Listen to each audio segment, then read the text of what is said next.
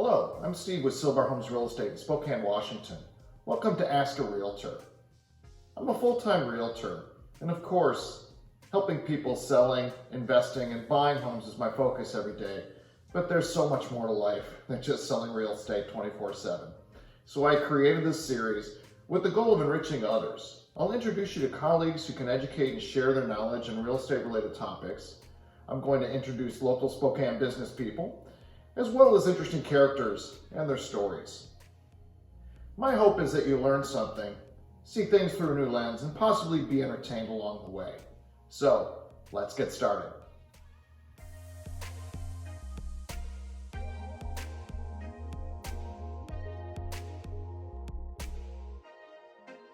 So this week we have a great guest, Kyhra Strampe with Home Pride Inspections. Her experience and knowledge are valuable to anybody thinking about buying, selling, or even investing in a property. So Kyhra, welcome. Thank you. Yeah, so how did you get started in this business? I got started in this business because I need something that I could grow that could be mine. Had a kid and wanted to spend more time with her. So my dad is a general contractor, grew up on a construction site with him, and then my husband and I have remodeled multiple homes. And I had a base knowledge, went through all the Washington State requirements, so to speak, and just kind of grew on that base knowledge, built the company. It's interesting how things that we do as kids and our parents' influence, that you will go through a business and you kind of learn things and you many times apply it to what you do as an adult. Yeah, I mean, I remember being on a job site with him and he would give us hammer and nails and we could build whatever we wanted with the scrap wood, and that kind of was just the start. I've been making things ever since. So Nice. Yeah. So what skills did you learn from previous jobs that you brought to this and you find valuable as a home inspector? Absolutely. I think actually the biggest one is my ability to communicate with people. My professional career field has been in customer management, human resources, training and development, teaching managers how to be managers and talk to their people, and you have to have very strong communication skills for that. And in this, I've taken that and ability to relate, know what they're going through, but communicate things that are happening in their home in a way that aren't scary, and just every home has something, but this is what it means, and then we can talk about it. Mm-hmm. Excellent. So what things do you typically inspect as you go through a process with a home? Absolutely. I'll kind of just take you through my process. As I go through a home, my focus is safety and structure. I want to make sure a home is structurally sound, has no major issues, and is going to continue standing for quite some time. I also want to make sure it's safe for the home buyers that are going into the home. As I go through, I always start on the outside of the house, focus on the grounds, which is everything from the foundation out, exterior, foundation up. I walk every roof that I safely can do so.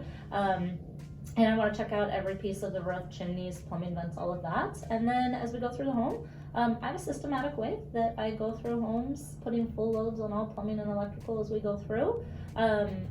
Typically start in the kitchen and just circle around the home in a way. I'm going to get into every attic I can and then kind of work my way down. And we run and test every major and minor appliance, so making sure that they're doing what they should, and again, there's no problems and they're safe.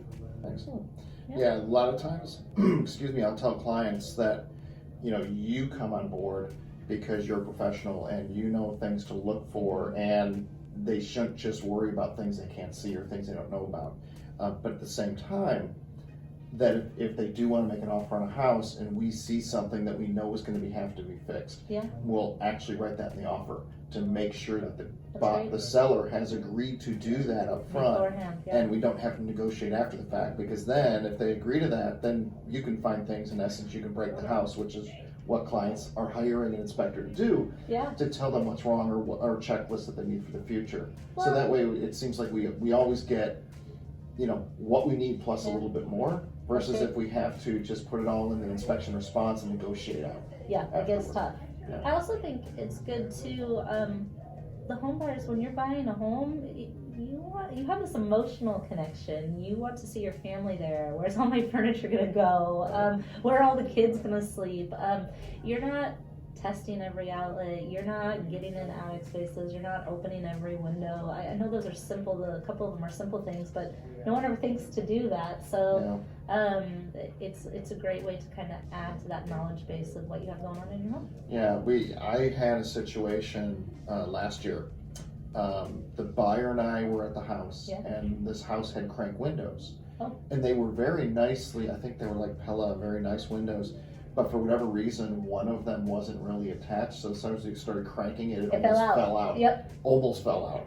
So we immediately grabbed it. One. Yeah, you might. So we immediately cranked it back in, and I think that was what it was. Yeah. And when we called you to set this up, we said, hey, by the way, be careful about those. And for whatever reason was, when they were repaired, whoever repaired them just didn't put them fully back in. So it wasn't they're broken, but it was funny that we caught that because the seller didn't know. Well, but you find that a lot. So I had a home last week that it had recently been re-sided, and they did a great job on the siding, but the trades don't always talk to each other. So it was a framed chimney, so the siding went all the way up the chimney, but it was now larger than the chimney cap. So the chimney cap no longer went over the siding, and water was just going down the back of the siding. But that happened. Yeah, it does happen, exactly. Absolutely. So cool. So are there unique situations in Spokane that buyers and inspectors should be looking for? We have a lot of older homes here, so with that comes uniqueness.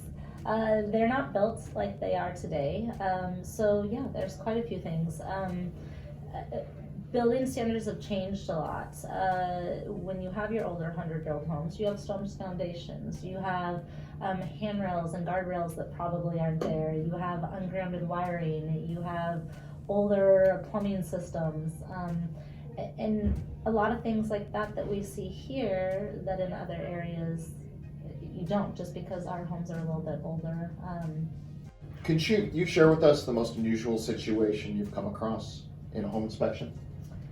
Yeah, I should have given more thought to this. I know I've already answered it before.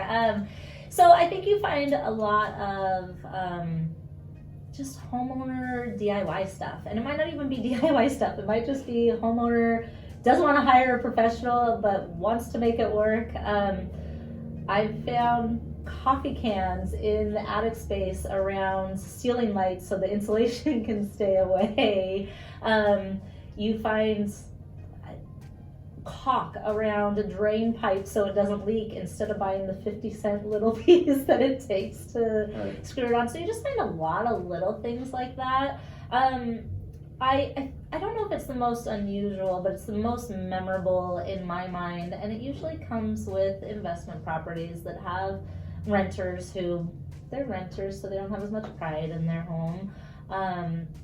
But I walked into this one house and there was bugs everywhere. There was just gnats in the air. Everything was extremely dirty. Their kid was potty trained, so there was poop all over the bathroom floors and walls. And there was a leak under the kitchen sink, and a leak that they were fully aware of because they'd laid towels down and wrapped them around, but had chosen not to do anything about. And so opening the cabinet, I had an immediate reaction, just that kind of nervous laughing reaction of, okay, now we have to shut this, and I have to take a minute to compose myself.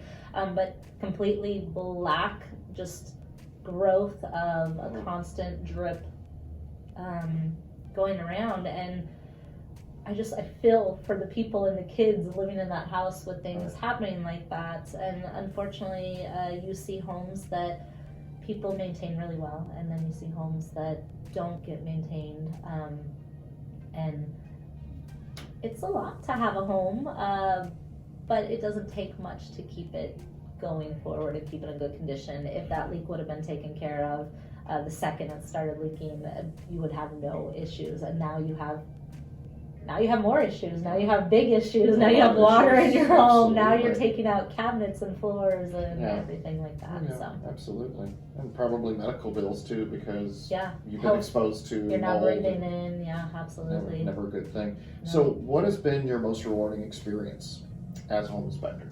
Absolutely, I think It's going to be the people side on that side. I've had some clients that we talked about the struggles that they've gone through being a seller's market, and I just recently did a third inspection for one of my clients, and the previous two, she thought that was her home, it was her dream home, it was going to be what it was, but then the home she was selling, the financing fell through or something happened last minute, so she had to back out of that one and then go to the next one, and finally third time's the charm. But at that point you have a relationship and you now built it's helping them work through that, and you get to do that way more than I do. I get small snippets of it, but I mean, we're on a hugging basis now, and they just also, when you build that relationship, and I like to be a resource, not just during the inspection, but even after, getting those phone calls and being able to help them through those pieces of their home. Now we finally got into the home, and now we did it. So I think those are the most rewarding pieces, when I can see that, when we end in a hug and there's tears because they're so happy, and it's not really even anything that I did, because the home is going to be the home, right. But being able to be that person that can help them through that and make it there. That's excellent. That's probably the most rewarding. Yeah, and I mean, this job it's very rewarding when you help first-time home buyers or somebody who's relocating, and yes, you put that. It's so emotional. You find the house for them, so they're not living in a hotel, they're not Yeah. living with relatives. Yeah. Definitely Yeah. makes a difference. Well, buying a home it's very your personal. heart. It's not your head. It's very, very personal. Yeah. Absolutely, it's not a car that you could trade in a year from now. No. By any means. And it's a lot of money. A little more money than a car. Yes. So let me ask you this: how would you describe Spokane to somebody who is not from here but interested in moving to the area? Absolutely. Spokane, first of all, I'm going to say bye, I love Spokane. But I chose Spokane. Spokane is a small town feel in a medium to large amenity city. So we have all those amenities. You have enough people that you're not going to run into the same 5 people every day, but you are going to have those moments. I took my kid to the toddler hour last week and started talking with one of the other moms, and I was like, let me add you as a friend so that we can plan a play date later. And I pulled up my thing and it had my logo, and she's like, I think you inspected my home. And I was like, really? First, I felt really bad because I didn't recognize her, but then I found out she was never at the inspection, Right. and so I felt better. Fair enough.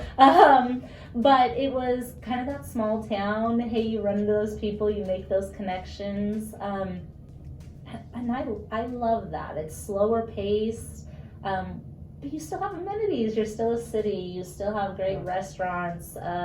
Everything you could ever need. So that's how I describe it. Absolutely. It's a great medium-sized city with all the amenities. Yeah, which is really nice. Okay, Kyhra, it's my favorite part of the show. It's random question time. So if you were an animal, what animal would be best suited to be a home inspector? I would be lying if I said I didn't think about this, because I'm terrible at the on-the-spot question. Don't tell me a jellyfish. No, I'm not going to tell you jellyfish. Okay. I don't think that this is the animal that I would like it to be, because they just don't have a very good rap. But I'm going to say raccoon, because they get into everything. They're super curious. They're actually really smart animals, but they really do get into everything, see everything. They're super inquisitive. They want to know what's going on, and I kind of feel like that's what I try to do with your home, is get into every space. And in most cases, I'm going to get into spaces that others can't because I'm smaller. I've seen you put the suit on and go into the house, which I rarely will do that, so kudos to you for that. I've been into an attic access that goes into another attic access that was under a foot wide. Either way, that one was tough, but we made it in. So that's going to be my answer. I'm going to go with the raccoon. Raccoon, yeah. And they have a cool looking coat too. So they do. Yes, they're kind of mean though. So I'm not very mean. They can be. I saw one around Spokane recently. I was like, oh, look how cute that is. I wasn't getting any closer than my car. I didn't want any more of We that. waged a war on raccoons one year when we laid new sod.